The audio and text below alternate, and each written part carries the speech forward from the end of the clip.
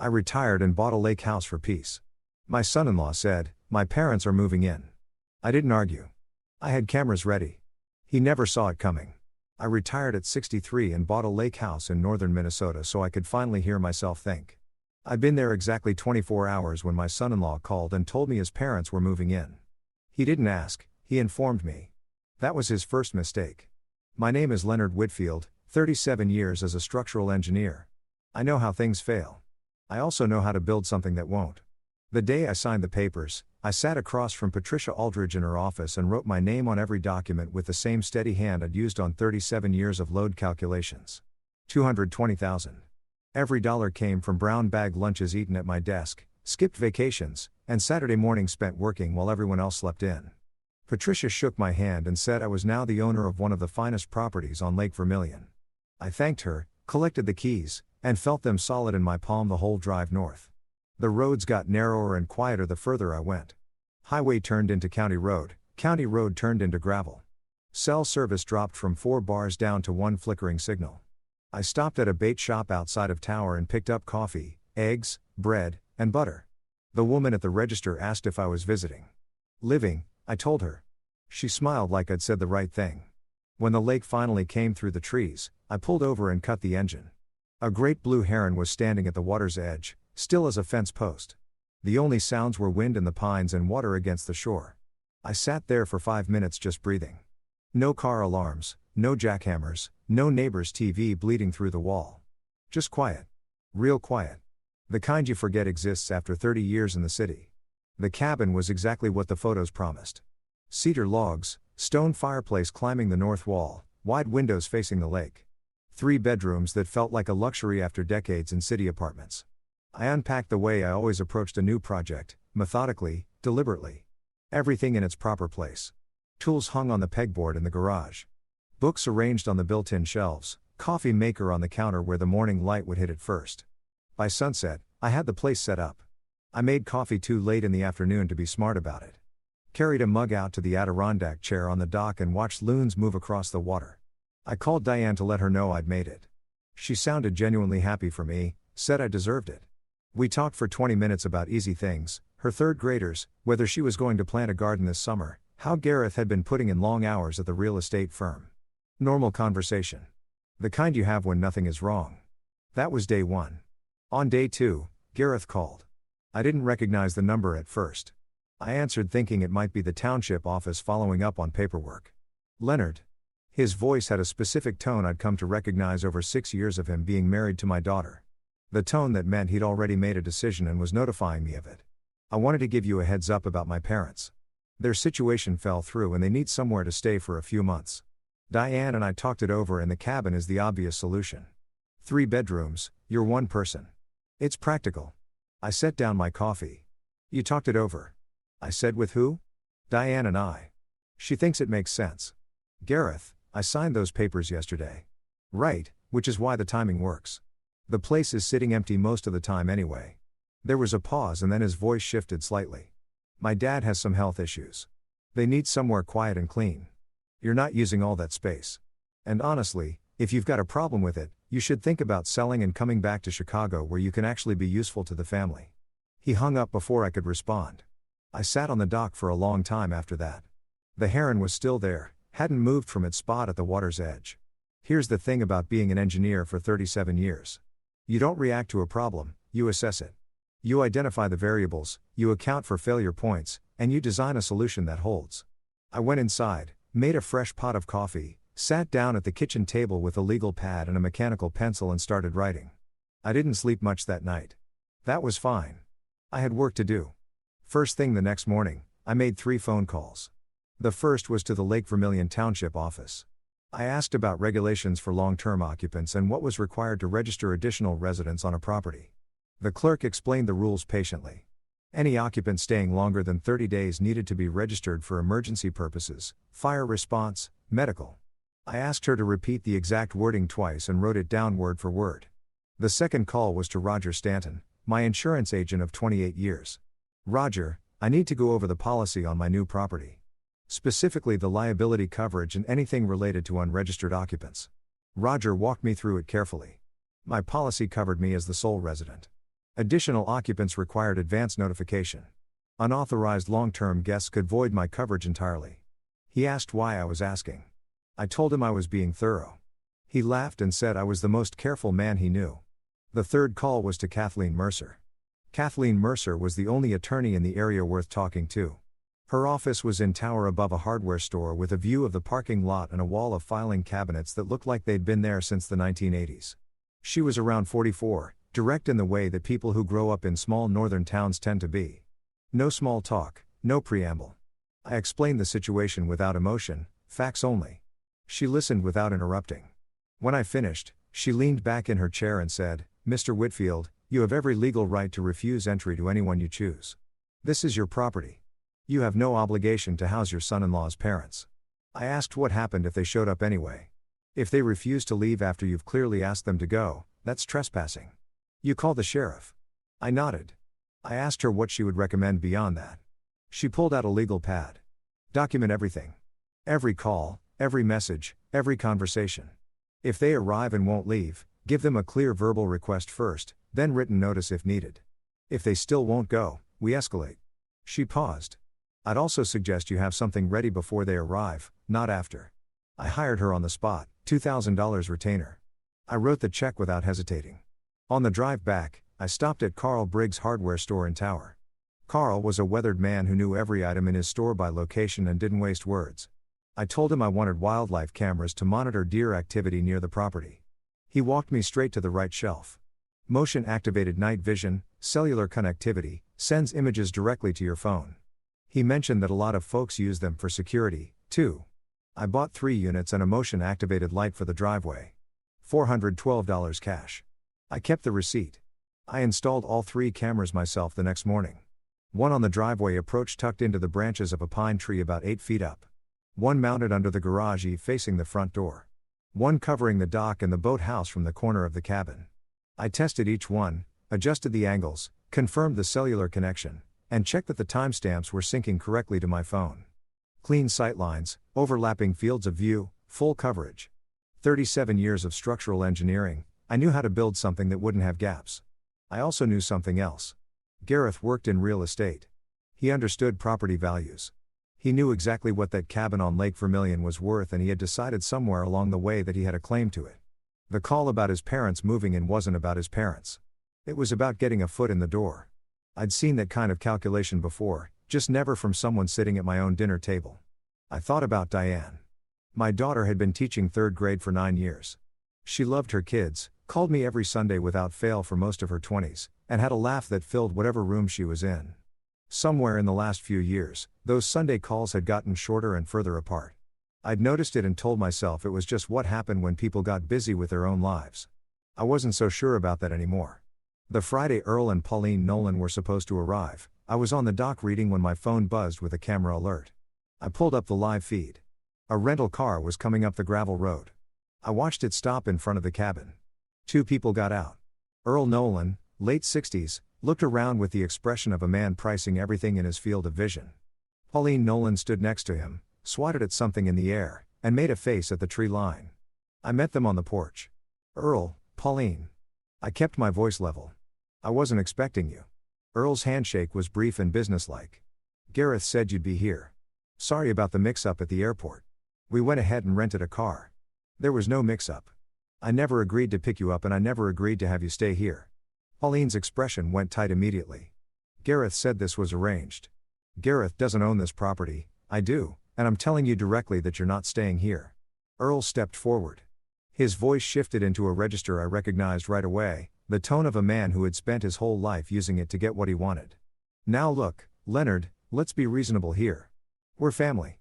You've got 3 bedrooms and you're one person in all this space. It's not right to refuse when people need help." I let him finish. "Selfish," I said. "I worked 37 years for this place. I ate lunch at my desk while everyone else went out. I missed birthdays. I missed holidays.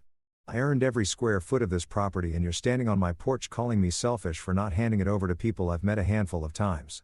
Earl's face went red. "Gareth told us you might be difficult about this. Apparently, Gareth tells people a lot of things. There's a resort about 40 minutes from here, nice place on the water. I'd recommend it.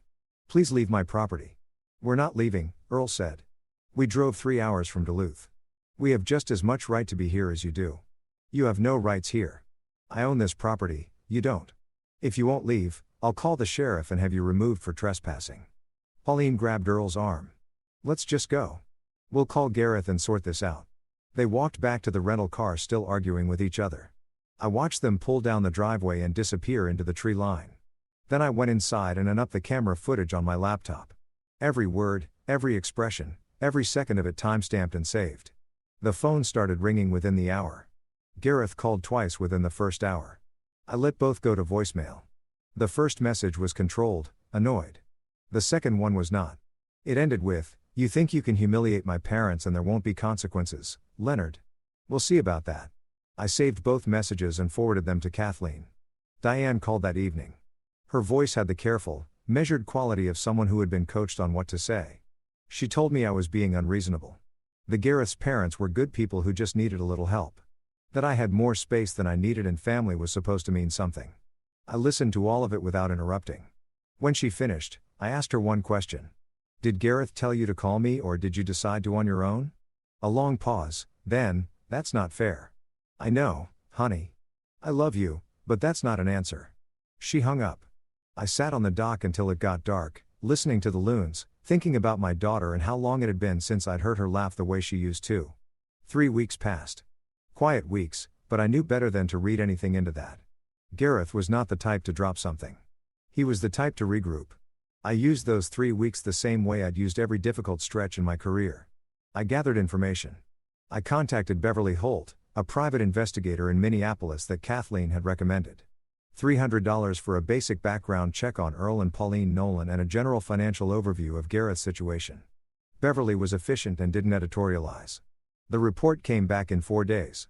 Earl Nolan had declared bankruptcy 18 months ago. A restaurant investment that had been bleeding money for years before it finally collapsed, leaving behind a civil judgment of $75,000 against him from a business partner. The apartment that Gareth had described to me as needing renovation had not been renovated. It had been foreclosed. Earl and Pauline had been living with Gareth and Diane for 5 months. Not the few weeks anyone had implied.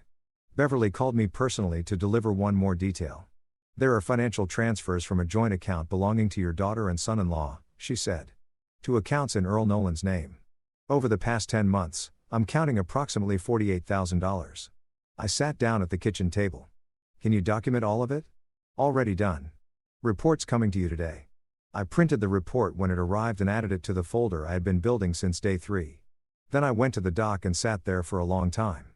$48,000, that was Diane's money, too. Whatever she and Gareth had been saving together, whatever plans they'd had, that money was gone and she almost certainly did not know the full picture. Then, on a Thursday afternoon about 4 weeks after the confrontation with Earl and Pauline, my camera alert went off while I was in Duluth for a routine checkup. I was sitting in the waiting room when my phone buzzed. I opened the live feed. Gareth was walking through my cabin with 2 people I had never seen before. A man and a woman, both in their 40s, both looking around with the particular attentiveness of people who are deciding whether to spend money on something. The man had a clipboard. The woman was measuring the width of the main window with her hand. The way people do when they're thinking about furniture. Gareth was talking, gesturing toward the lake view, pointing at the fireplace. I watched the entire thing. 22 minutes, every second time stamped. He was already showing the property to buyers. I drove back to the cabin in a state of complete clarity. This was no longer about his parents needing a place to stay. It had probably never been about that. This was about a man who had looked at something his father-in-law had spent a lifetime earning and decided it belonged to him. The parents were a way to get occupants established on the property. Occupants who would make it complicated to sell, who could be used as leverage, who would give Gareth time to maneuver. I called Kathleen from the car. She listened to everything without interrupting. The same way she had the first time. When I finished, she said, "Forward me the footage tonight. All of it." Then she said, "This changes things, Leonard. He just handed us something significant." I asked her what she meant. "He showed buyers through your property without your knowledge or consent. That's a real problem for him professionally and legally. We're going to use it." That night I sat at the kitchen table with a second cup of coffee I didn't need and thought about how to approach what I knew I had to do next. I had a folder full of documentation. I had footage. I had a lawyer who knew exactly what to do with all of it. What I didn't have yet was Diane. Not because I was protecting her from the truth. I had never been that kind of father and I wasn't going to start now. I needed to give her the truth in the right way, at the right time, without Gareth in the room controlling the conversation. If I called her at home and he was there, he would manage whatever happened next. Good at that. I needed to see her alone. I called her the following morning and asked if she could meet me in Duluth on Saturday. Just her. I said I had something important I needed to share with her in person. She went quiet for a moment, then she said she would be there. We met at a diner near the Duluth harbor on a gray Saturday morning. Diane was already there when I arrived, sitting in a corner booth with her hands wrapped around a coffee mug. She looked tired in a way that had nothing to do with the drive up. The kind of tired that settles into a person over months, not overnight. I sat down across from her and ordered coffee. We talked about small things for a few minutes. Her students, the weather, whether the walleye had been running. She was waiting for me to get to the point and we both knew it. I slid the folder across the table without saying anything. She opened it slowly. The first pages were Beverly's summary of Earl's bankruptcy, the judgment, the foreclosure on the apartment. I watched her face as she read. She didn't say anything. She turned to the bank transfer records, the documentation of $48,000 moved from her joint account with Gareth into accounts under Earl Nolan's name over 10 months. Her jaw tightened, but she kept reading. Then she got to the last section, the camera footage printouts with timestamps. Gareth walking two strangers through my cabin. The man with the clipboard. The woman measuring the window. 22 minutes on a Thursday afternoon while I was at a medical appointment in Duluth. She set the papers down and stared at the table. He told me the transfers were an investment, she said. Her voice was quiet and flat. A business opportunity his dad had found. He said they'd see returns within a year. There was no investment, Diane. That money went directly into your father-in-law's personal accounts to cover his debts. He said the apartment renovation was just taking longer than the contractor promised. The apartment was foreclosed 6 months before Gareth called me about the cabin. His parents have been living with you for 5 months, not a few weeks. She looked out the window at the harbor for a long time. A container ship was moving slowly along the far shore, heading toward the lift bridge. He was showing buyers your house, she said. Yes, while you were at the doctor. Yes. She pressed her hands flat on the table. I could see her working through it. The way you do when the thing in front of you is too large to take in all at once and you have to process it piece by piece. I didn't rush her. This was her marriage, her money, her father's house. She was entitled to take whatever time she needed. How long have you known? She asked. I've been building the documentation for about 4 weeks. I wanted to have everything confirmed before I said a word to you. Why didn't you tell me sooner? Because I needed you to see it all at once with nothing missing. If I'd come to you with half of it, Gareth would have had time to construct an explanation for the other half. He's good at that.